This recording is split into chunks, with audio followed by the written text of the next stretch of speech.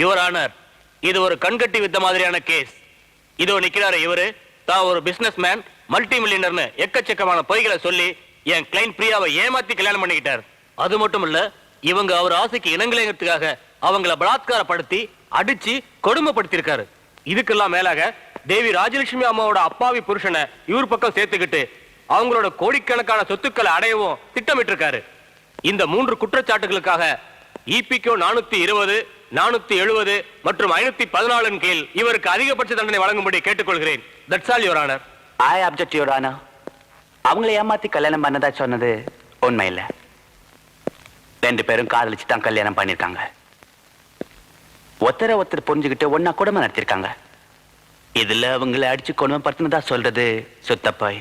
ஏன் அவங்களே கேட்டு பாருங்க. பிரியா அவரு நான் அடிச்சு கொடுமைப்படுத்தினாரா? ஐயோ, ஒரு ஆம்பளையா கோவமா அறைய தெரியாதா?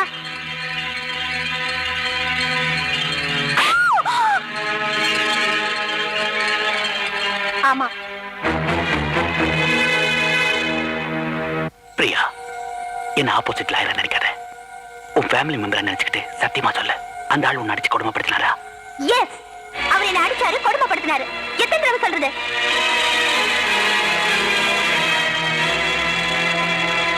No more questions, Your Honor. இந்த வழக்கு வரும் 18ஆம் தேதிக்கு ஒத்திவைக்கப்படுகிறது. சாரி, பிரியா லவ்லி அடிக்க சொன்னது எனக்கு தெரியாது. என்ன தெரியாது? மாப்பிள அந்த அம்மா கிட்ட இவன் பொட்டி வாங்கிட்டா. இவன் பேசல, பொட்டி பேசுது. இவன் வாழ்க்கை நல்லா இருக்குங்கிறதுக்காக இவன் பொண்டாட்டி கையில பொட்டியை கொடுத்து அனுப்புன. நம்ம பொட்டியை கட்ட ஆரம்பிச்சா இவன் மூஞ்சி அது பாரு, கல்லு குடிச்சு நாய் மாதிரி உட்கார்ந்திருக்கான். இவன் என்ன வக்கீலே? இவன் மூஞ்சி இப்படி, ஓ மாமனார் மூஞ்சி அப்படி, ஓ மாமியார் மூஞ்சி எப்படி? அந்த குடும்பம் விளங்குமா? இந்த பாரு மாப்பிள, நம்ம வாழ்க்கையை நம்ம தான் காப்பாத்திக்கணும். நான் பேசுறேன் இல்ல நீ பேசு. வேண்டாம் வேண்டாம், நான் பேசுறேன், நீ பேச வர மாம்ஸ். யுவர் ஆனர், என் கட்சிக்காரர் பிரியாவிற்கு இப்படிப்பட்ட கொடுமைக்கார புருஷனிடமிருந்து விவாகரத்து அளிக்கும்படி கேட்டுக்கொள்கிறேன். ஐ அப்ஜெக்ட் யுவர் ஆனர். சாமி ஐயா உட்காருங்க ஐயா, நீங்க உட்காருங்க ஐயா. இது என்னோட வாழ்க்கை பிரச்சனை, நான் பாத்துக்கிறேன். என்ன நான் காப்பாத்திக்கிறேன் சாமி. ஜட்ஜையா, அவங்களுக்கு என்னமோ என் கூட சேர்ந்து வாழ பிடிக்கலன்னு சொல்றாங்கல்ல, எனக்கு அவங்களோட சேர்ந்து வாழ பிடிக்கல. அதனால முதல்ல அவங்க கிட்ட இருந்து எனக்கு விவாகரத்து வாங்கி கொடுங்க. என்ன அப்புறம் எதிர்கட்சி வக்கீல் சொன்னாரு நான் பணக்காரன்னு சொல்லி ஏமாத்தி அப்படின்னு. அதேற நாங்க ஒண்ணு ஏமாத்தலைங்க. அவங்களுக்கு காரு பங்களா ஃபேக்டரி லேட்டஸ்டா சொத்து இருந்தா எங்களுக்கு தோப்பு துறவு வாய்க்கா வரப்புன்னு அப்படி வில்லேஜ் டேபிள் வச்சிருக்கா. நாங்க ஒண்ணு அன்னக்காவடி இல்ல, 3 தலைமுறைக்கு உட்கார்ந்து சாப்பிட முடியும். அப்புறம் இன்னொன்னு என்ன சொன்னீங்க? அந்த அம்மா மேடம் ராஜலட்சுமியோட அப்பாவி புருஷனை கைக்குள்ள போட்டுக்கிட்டு சொத்துக்களை எல்லாம் ஏமாத்தி அடிச்சிட்டு போயிடலாம்னு. இது பாருங்க ஜட்ஜையா, அவர் சொன்னாரு பாருங்க அப்பாவி புருஷன், தட் இஸ் மை மாமனார். அது ஒண்ணு மட்டும்தான் உண்மை, மீதி எல்லாமே பொய். நீங்களே யோசிச்சு பாருங்க ஜட்ஜையா, பெத்த அப்பனே வந்து இந்த மாதிரி சொந்தம் விட்டு போக கூடாது. அதனால நீ வந்து என் பொண்ணை பார்த்து பேசி பழகி ஒரு டைப்பா கரெக்ட் பண்ணி செட் பண்ணி லெவல் பண்ணிக்கப்பா அப்படின்னு சொல்றாரு. அப்புறம் அவரே எனக்கு அட்வைஸ் வேற கொடுக்குறாரு. ஆனா வேட்டி கட்டி காட்டா மாதிரி வராருப்பா, அது பட்டணத்து போன உனக்கு திரும்பி கூட பாக்காரு, ஒரு பேண்ட் கட் போட்டு அப்படி ஸ்டைல வந்தா தான் சரிப்பட்டு வர அப்படிங்கிறாரு. அவர் வந்து சொன்ன மாதிரியே வந்தேன், பார்த்தேன், பொண்ணு கண்ணுக்கு லட்சணமா இருக்குது. எங்க பாருங்க எப்படி எகிரி ஏகாந்தமா இருக்குது பாருங்க. மனசார காதலிச்சேன் ஜட்ஜையா, அதுல எந்த விதமான மாற்றம் கிடையாது. சந்தோஷமா குடும்பம் நடத்தின அதுலயும் எந்த விதமான மாற்றம் கிடையாது. இந்த கல்யாணமான பொண்ணுகளுக்கு பிரச்சனையே மாமியார் கொடுமையெல்லாம் கிடையாது. அது அங்க ஒண்ணு இங்க ஒண்ணு அத்தி போத்த மாதிரி நடக்குது. பிரச்சனை என்னன்னா அந்த பொண்டாட்டிகளோட அம்மா தான். அவங்க கொடுக்குற ராங்கான அட்வைஸில் தான் அவங்க மனசுல குழப்பம் ஏற்படுது. அப்படி இப்ப அங்க குழப்பம் ஏற்படுத்தா நம்மளை விட்டு விலகி போறோம்னு ஆசைப்படுறாங்க. போகட்டு, நல்லா போகட்டு, போராட்டத்தில் உயிரோடு இருக்கணும்ல. நாங்க வில்லேஜ் மாப்பிள்ளைன்னு தெரிஞ்சோன்னா அவங்களுக்கு நம்மளை பிடிக்காம போச்சு. அதனால அவங்க வயிற்றுக்குள்ள வளர என் புள்ளையும் பிடிக்காம போச்சு. குடும்ப டாக்டர்கிட்ட போயிருக்காங்க கருவை கலைக்கிறதுக்காக. டாக்டர் சொல்லியிருக்காரு 4வது மாசத்துல கருவை கலைச்சோம்னா தாயோட உயிருக்கு ஆபத்துன்னு. அதுக்கு அந்த அம்மா ராஜலட்சுமி சொல்லியிருக்காங்க பொண்ணு செத்தாலும் பரவாயில்ல, எனக்கு என் பிரஸ்டீஜ் தான் முக்கியம்னு. ஜட்ஜையா, உங்களுக்கு சந்தேகம் இருந்தா குடும்ப டாக்டர் கேட்டு பாருங்க.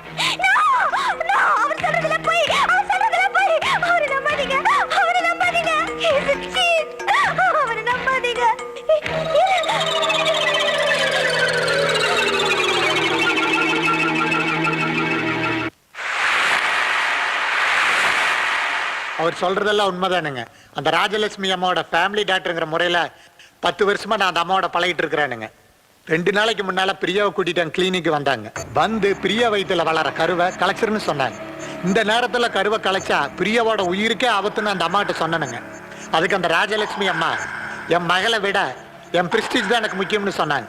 இந்த நேரத்துல தான் அவர் வந்து என் பொண்டாட்டிக்கு ஏதாவதுன்னா உன்னை தொலைச்சு போடுன்னு மிரட்டினாருங்க. அப்புறம் நான் ட்ரீட்மெண்ட் அடுத்த வாரம் பண்றேன்னு சொல்லி தட்டி கழிச்சிட்டேனுங்க. அதனாலதான் சொல்றேன் ஜட்ஜையா, என் பொண்டாட்டி என்னை விட்டு பிரிஞ்சு போகிறோம்னு நினைச்சா கூட அவ எங்க இருந்தாலும் நல்லா இருக்கணும்னு நினைக்கிறவனா. ஆனா பிரியா இப்ப இருக்கிற நிலைமையில அவங்க அம்மா கிட்ட இருந்தா அது அவளோட இருக்க ஆபத்து. அதனால குழந்தை பிறக்கிற வரைக்கும் அவ என்னோட கவனிப்புலயும் அவங்க அப்பாவோட பாதுகாப்புல இருக்கணுங்கிறத என்னோட கோரிக்கை. அதுக்காக எத்தனை லட்சம் ரூபாய் ஜாமீன் தொகை கட்ட சொன்னாலும் நான் கட்ட தயாரா இருக்கேன். குழந்தை பிறந்ததுக்கு அப்புறம் அந்த குழந்தை எங்கிட்ட விட்டு போனாங்கன்னா அதை என்னோட வாரிசா எடுத்து வளர்த்துக்கிறேன். இல்ல அவங்க கிட்ட தான் குழந்தை வளரணும்னு ஆசைப்பட்டாங்கன்னா நான் சந்தோஷமா அனுப்பி வைக்கிறேன். First class point. Very good argument.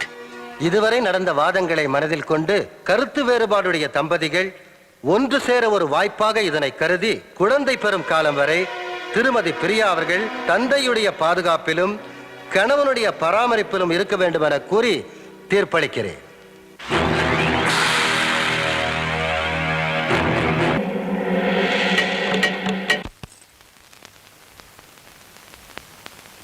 Priya கண்ணு, மாடியில இருந்த நான் உன்னை வீடெல்லாம் தேடினேன். இந்தா போய் குளிச்சுட்டு இந்த புடவை கட்டிக்கிட்டு நகையெல்லாம் போட்டுக்க. வாங்கிக்கம்மா.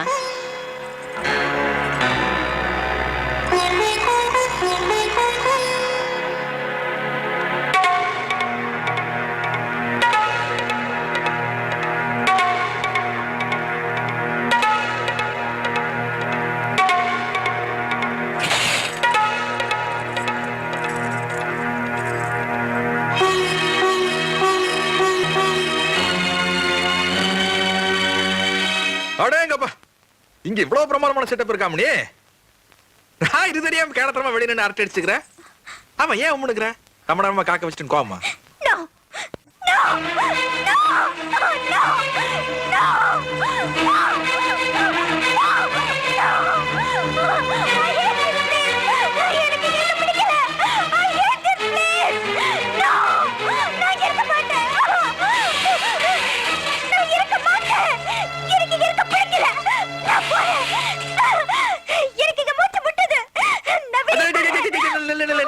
நில்லு. அடச்சே, இவ்வளவுதானே நீ? நானும் கூட உன்னை பத்தி ரொம்ப பெருமையா நினைச்சிருந்தேன். எல்லா பொண்டாட்டி மாதிரி நம்ம பொண்டாட்டி கிடையாதுப்பா, கோபத்திலையும் கூட ஒரு கௌரவத்தை மெயின்டைன் பண்ணு அப்படின்னு. கடைசியில பார்த்தா எல்லா பொண்டாட்டிக்கு இருக்கிற வீக் பாயிண்ட் உனக்கு இருக்கா? என்ன சொல்ற? அது இப்படியாப்பட்ட ஒரு ரூம்குள்ள ஸ்ட்ராங்கா ஒரு கட்டில போட்டு கண்ணா பண்ணான்னு பூவெல்லாம் தொங்க விட்டு அப்படி சைடுல பால் பழமெல்லாம் வேற வச்சுட்டு இருக்குது. ஏத்தாப்புல அம்சம் ஒரு ஆள் வந்துகிட்டு இருக்க. அப்படி எல்லாம் இருக்கலாம்னு பழைய பிளாஷ்பேக் எல்லாம் ஞாபகத்துக்கு வந்து பயங்கரமா மூடு கிளம்பி லேசா நம்மளை தொடலாமா அப்படின்னு தோணத்தான் செய்ய. ஆனா இந்த மாதிரி நேரத்துல தான் செல்ஃப் கண்ட்ரோல் வேணும். இப்ப நம்ம இடத்து குணத்தை நல்லா தெரியுமில்ல. 6 மாசமா நான் தான் குடும்பம் நடத்தினேன். எப்படிப்பட்ட ஆளு, ஒரு சிங்கிள் மல்லிகைப்பூ பார்த்தால பயங்கரமா மூடு கிளம்பி காட்டுத்தனமா ரகளை விட்டுருவோம்ல. அப்படிப்பட்ட நானே அரளோட பூவை கொண்டு வந்து சரசரமா கட்டி தொங்க விட்டு ஆள் சேக்காக அதை நான் பயங்கரமா மதிப்பேன். அது ஹைகோர்ட்டா இருந்தாலும் சரி, பஞ்சாயத்தா இருந்தாலும் சரி, எந்த மாதிரி சூழ்நிலையிலையோ என்ன அறியாமலோ மனசு தடுமாறியோ நான் உன்னை தொடமாட்டேன். அந்த தன்னம்பிக்கை உனக்கு இருந்துச்சுன்னா வந்து இங்க படு. அப்படி இல்லாட்டி போய் வெளியவே வருதுக்க, ரொம்ப சேஃப்.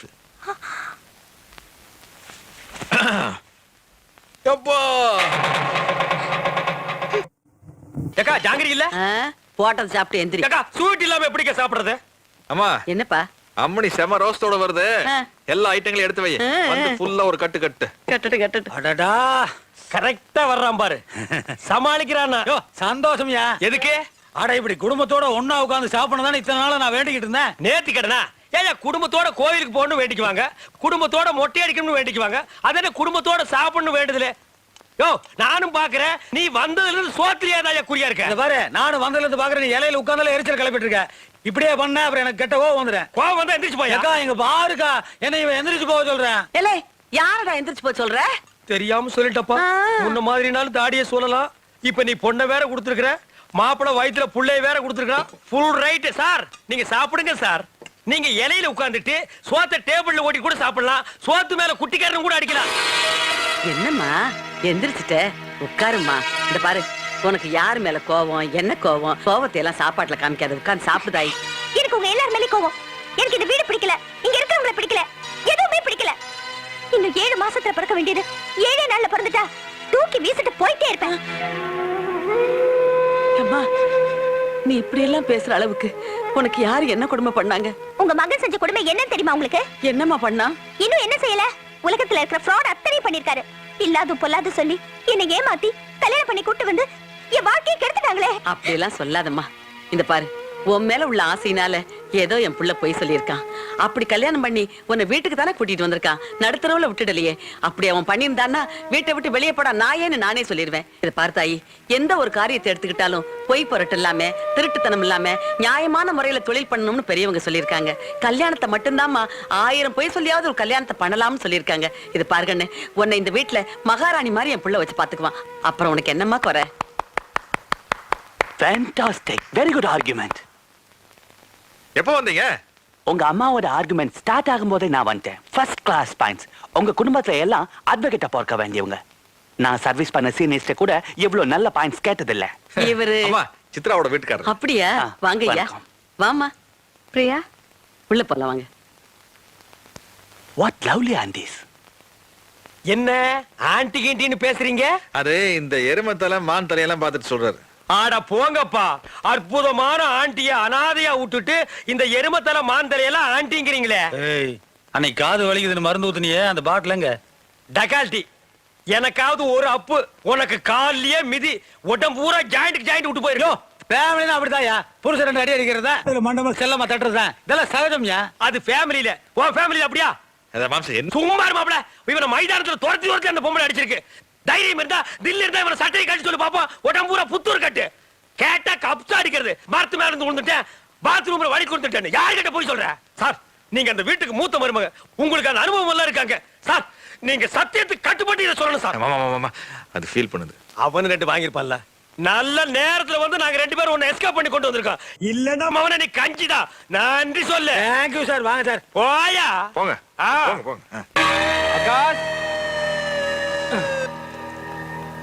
என்னடா இது, வீடே ஒரே பேத்தாட்டிக் மூட்ல இருக்கு. மாமா ஏதாவது மண்டே போட்டானா? ஆகாஷ், வாப்பா பரமசிவம், நல்லா இருக்கியா? என்னது பரமசிவன் பரமசிவன்? பரமேஷ் கூப்பிட ஸ்டைலா? என்ன நல்லா தெரிஞ்சிச்சா உனக்கு? சரிதான், 2 வருஷம் பார்க்கலன்னா மறந்துடுவேனா? ஆமா, சித்தி சித்தப்பா எல்லாம் சௌக்கியமா? அநேகமா எல்லாரும் சௌக்கியமா இருப்பாங்கன்னு நினைக்கிறேன். நான் இப்பதான் ஃபாரின்ல இருந்து வரேன். ஏர்போர்ட்ல நேரா உன்னை பார்க்க வரேன். நீயும் ஃபாரின் ரிட்டனா? இந்த வீட்டுல எனக்குன்னு இருந்த சொந்தம் எல்லாம் என்னை விட்டு போயிடுச்சு. சரியான நேரத்தில் நீயாவது வந்து சேர்ந்தியே. எங்க அந்த தாடி மாம்ஸ் காணா? அதை ஏன் கேக்குற? அவர் தான் என்ன தனியா தவிக்க விட்டுட்டு போயிட்டாரே. என்னது, மாமன் பூட்டானா? யோ மாமா, இது உனக்கே நல்லா இருக்கா? என் அக்கால எப்படி எப்படிலாம் அலங்காரத்தை நான் பார்த்திருக்கேன். இன்னும் அதெல்லாம் எப்படியா பாப்பேன்? என்னக்கா தாலி போட்டுலாம் அப்படியே வச்சிருக்க? காரியான புற காட்டலான் இருக்கியா? பரவாயில்ல பரவாயில்ல, போட்டுக்கோ. இதெல்லாம் ஃபாரின்ல சகஜம். அடச்சி, மூடுற வாய. அவர் இன்னும் உயிரோட தான் இருக்காரு. என்னது, அந்த ஆள் இன்னும் சாகலையா? ஆகாஷ், அந்த தாடி கஷ்டத்தோட நான் ஃபீல் பண்ண மாட்டேன். போறோம் சும்மா போவானா? உன் பூ போட்டுலாம் பிடிக்கிட்டு போயிடுவா. அப்புறம் வெறும் நெத்தி வெள்ளச்சோட பார்க்க சைக்காதுக்கா. ஆமா, அந்த ஃபீலிங்ஸ் தான் எனக்கு. அதை பார்த்து தம்பி சும்மா இருக்க மாட்டான். சூசைட் பண்ணிக்குவா. மறந்துடாத. எங்கக்கா பிரியா சித்ராலாம் காணா?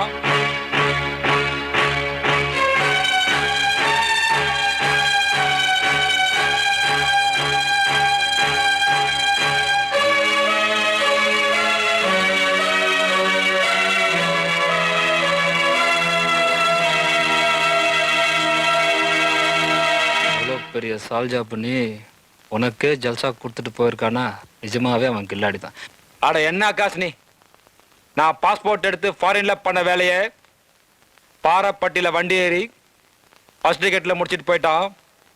பரவாயில்ல, அவன் ஃபாரின் ரிட்டர்ன் சொன்ன உடனே வேற இஸ் பாஸ்போர்ட்னு ஒரு கேள்வி கேட்டிருந்தீனா ஃபர்ஸ்ட் கொஸ்டின் அவுட்டா இருப்பான்ல, சொதப்பிட்டி. பரவாயில்ல, இப்ப ஆளா வாங்கி வெளியே போயிலையே, லோக்கல்ல தானே இருக்கா. ஐ மீன் இந்தியா லிமிட் பாரப்பட்டில தானே இருக்கா. விடு, நான் பாத்துக்கிறேன். இந்த பார் ஆகாஷ், இந்த பாஸ்போர்ட் பர்மிஷன் நம்பு. என்னடா அவ்வளோ பாஸ்போர்ட்னு பாக்குறியா? டிஃபரெண்ட் பாஸ்போர்ட்ல டிஃபரெண்ட் நேம்ல டிஃபரெண்ட் கண்ட்ரி போய் கரெக்ட் வந்திருக்கிறேன். என் கூட வா, அவன் ஊருக்கே போய் அவன் கண்ணில் விரல விட்டு ஆட்டுறேன்.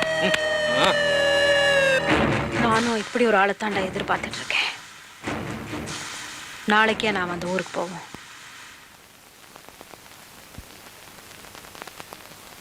டேய், பார்த்து கொண்டு போ, கீழே போட்டுறாத, வேலை காஸ்ட்லிடா. என்னடா புள்ளத்தாச்சி பொண்ணு ரூமுக்கு மிஷின் எல்லாம் தூக்கிட்டு போறானுங்க? அதே. ஏண்டா இந்த ஆம்பளை பிள்ளையா பொம்பளை பிள்ளையான்னு பாக்குற மிஷின் இதானா? எது சரியான பட்டிக்காட்டு கண்டி புருட்டுக்கா? ஏக்கா, மார்கழி மாசம் காலையில எப்படி இருக்கும்? சில்லுன்னு இருக்கும். அதே மாதிரி இந்த மிஷினை வச்சா வருஷம் பூரா ஜில்லுன்னு இருக்கும். அம்மனி எப்பவுமே குளுகுளுன்னு இருக்கணுமா மாப்பிள மெயின்டைன் பண்றாரு.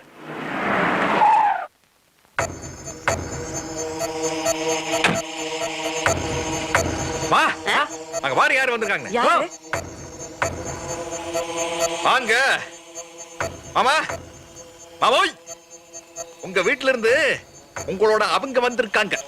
யோ தாடி காபி கீபி வந்தாச்சு. இன்னைக்கு என்ன மேரேஜில் தானா? சும்மாரி அவ காதல் விழுந்திருக்கும். காதில் விழுந்தா பரவாயில்ல, நீ அவங்க காலில் விழாம இரு. பழைய சொந்தம் கொண்டாடிக்கிட்டு நான் உங்க யாரையும் பார்க்க வரல. நான் என் மகளை பார்க்க வந்திருக்கேன். அதுக்கு உங்க யாரோடைய அனுமதி எனக்கு தேவையில்லை. ஏன்னா கோர்ட் ஆர்டரோட வந்திருக்கேன்.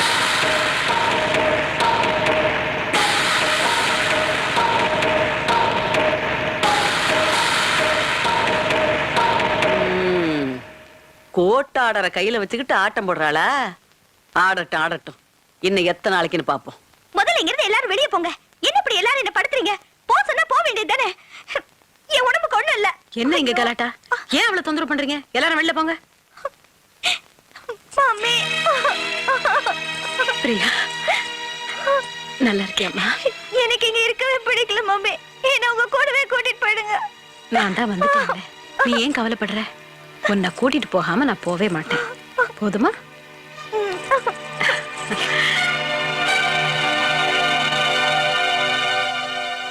கவலைப்படாதம்மா, நான் தான் உன் கூடவே இருக்க போறேன்ல. போயிட்டு வரேன்.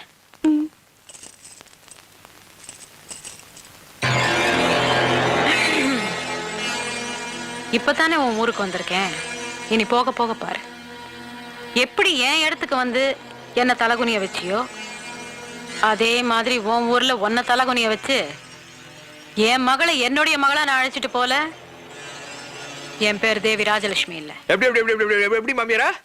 உங்க மகள உங்க மகளாவ, அதாவது பிரியா சண்முக சுந்தரத்தை பிரியா ராஜலட்சுமியா?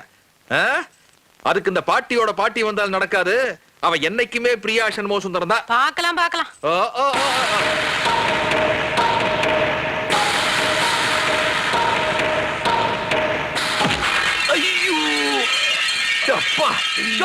என்னையா நீ அந்த பாடி கண்டிஷன் உன் கண்டிஷன் என்ன தெரியாம போய் மோதிட்டிய? உனக்கு அடி வாங்காம தூக்கமே வராதா? என்ன திருந்தவே இல்ல மாப்பிள. அவ திமிரு அப்படியே இருக்குது மாப்பிள. உனக்கு எத்தனை தடவை புத்தூர் கட்டு போடுறது? அட வாப்பா, வலி தாங்க முடியல. ஒரு சரி வாடா. ஒரு இளநீ கொடுங்க அப்பா. இந்த ஊர்ல உங்க மாப்பிளைய விட ரொம்ப பெரிய ஆளுமா.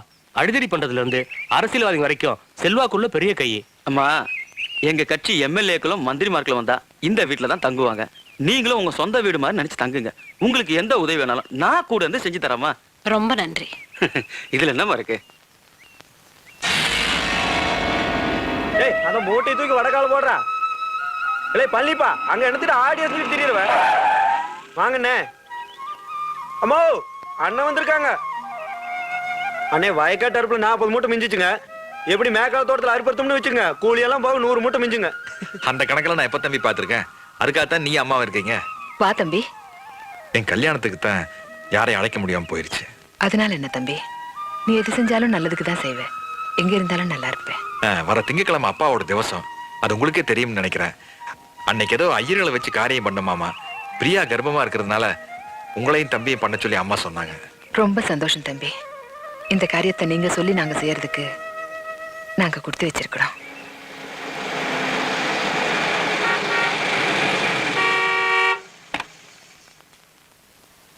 யார் பாது? ஓ முத்துவா, வண்டி கொஞ்சம் ஓரடப்பா. இதை எடுத்துறேண்ணே. அம்மோ, தம்பி யாருன்னு தெரியுதுங்களா? அவனும் ஒரு வகையில உங்களுக்கு மருமகன் தான். அதாம்மா, உங்க மாப்பிள்ள சண்முகம் இருக்காரு. அவங்க அப்பா பெரிய கவுண்டரு, ஒரு வப்பாட்டி வச்சிருந்தாரு. அந்த அம்மாவுடைய மாவன். கோவன்ஸ், you know, catch that boy. Akash, foreign return சொல்லி உனக்கு கல்தா கொடுத்தான்ல, 2 ஃபாரின் பாட்டில் அவன் குடும்பத்தை கிழிக்கிறேன் பார்.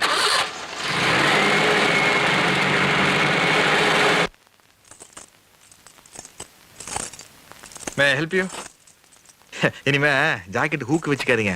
இந்த மாதிரி பட்டன் வச்சுட்டீங்க. சரி வேண்டாப்பா. சரி, நம்மள கல்யாணம் எத்தனை மாசமாச்சு?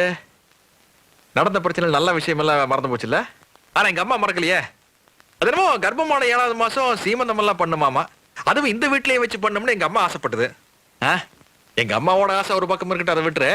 ஊருக்குள்ள 4 பேர் நம்மளை பத்தி என்ன நினைப்பாங்க? என்னடா இவன் வெளியூருக்கு போனா, சூப்பரா ஒரு டிக்கெட்டை கல்யாணம் பண்ணிட்டு வந்தா, அதுக்கப்புறம் காலாகாலத்தில் நடக்க வேண்டிய சடங்கு சம்பிரதாயத்தை எல்லாம் கண்டுக்காம இருக்கானே அப்படின்னு ஃபீல் பண்ணா நம்ம பேர் ரிப்பேர் ஆகி போயிரு. சரி, ஊருக்குள்ள ஜனங்க 4 விதமா பேச செய்வானுங்க திண்ணில உட்காந்துட்டு. நாளைக்கு நீயே ஒருவேளை மனசு மாறி, சப்போஸ் மாறினால் நீ என்ன நினைப்ப? ஆனா நாம தான் கோவத்துல வந்துட்டுப்பேன், இவன் அதெல்லாம் பார்த்து கரெக்டா பண்ணிருக்கலாம்ல அப்படின்னு ஃபீல் பண்ணுவீல்ல? இப்ப கூட அந்த மாதிரி ஃபீலிங் உன் மனசுக்குள்ள இருக்கு. அதை நீ உள்ள வச்சுட்டு வெளியே சொல்லாம இருப்ப. அப்படி நீ ஏக்கத்தோட இருந்தா என்ன ஆகு? பிறக்க போற குழந்தை ஊழக்காதோட பிறந்துரும். நம்மளுக்கு வெளியே வர நம்ம ஜூனியர் அப்படி கும்முடு கன் கண்டிஷன்ல இருக்கணும். வெளியே வந்ததுக்கு அப்புறம் பேட்ச் ஒர்க், பெயிண்டிங், டிங்கரிங் எல்லாம் பண்ணிட்டு இருக்க முடியாது. நான் ஒர்க் ஷாப்பா வச்சிருக்கிறேன், விவசாயம். அதனால நாளைக்கு வளகாப்புக்கு யூ ஆர் கமிங்.